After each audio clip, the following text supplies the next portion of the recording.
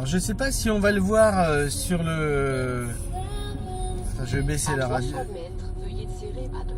Voilà.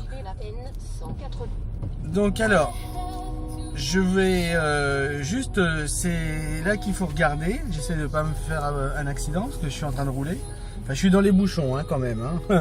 Bon voilà, donc c'est ça qu'il faut regarder là. 6 litres 8 au 100.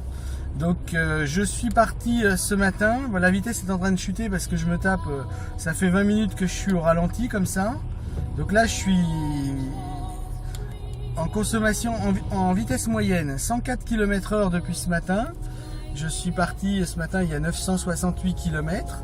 J'ai fait le plein ce matin, donc on voit qu'il en reste un petit peu. La voiture est traitée au TC1. Et donc voilà ce que je voulais vous montrer. Voilà. On parle d'une voiture qui fait 300 chevaux, qui fait 2 tonnes, avec des pneus en 245 par 18.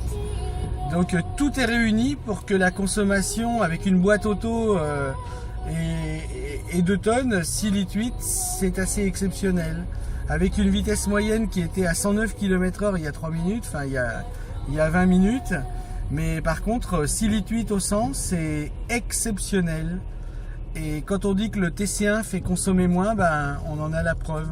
Et je vais continuer à faire défiler les images. Donc là, ça fait 4h24 que je suis parti depuis tout à l'heure. Il me reste plus que 40 km. Je joue un peu, mais c'est parce que la voiture comprend que je suis dans les bouchons. Et la consommation avec la boîte auto, elle est plus forte dans les bouchons. Donc effectivement, elle agit en conséquence. Et ici, je passe enfin, il faut le regarder en petit là. Ça, c'est l'ordinateur qui cumule l'ordinateur numéro 2. Donc ma vitesse moyenne est de 83 km/h avec une consommation moyenne tout parcours confondu et toute allure de 7 litres 2 au 100 pour les dernières 19h38 de voiture. Donc l'utilisation de mon moteur, c'est depuis 20 h 7 litres 2 de moyenne, tout parcours mélangé, embouteillage, route, autoroute et tout le tralala. Et sur le dernier trajet, ben, on vient de le voir là,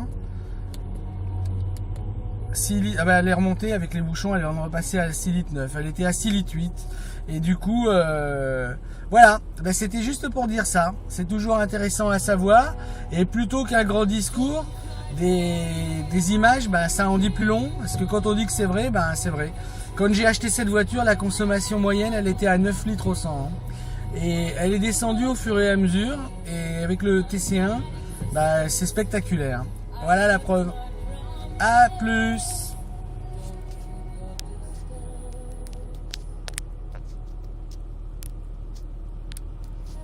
J'arrive pas à trouver le bouton d'arrêt, on est dans le noir.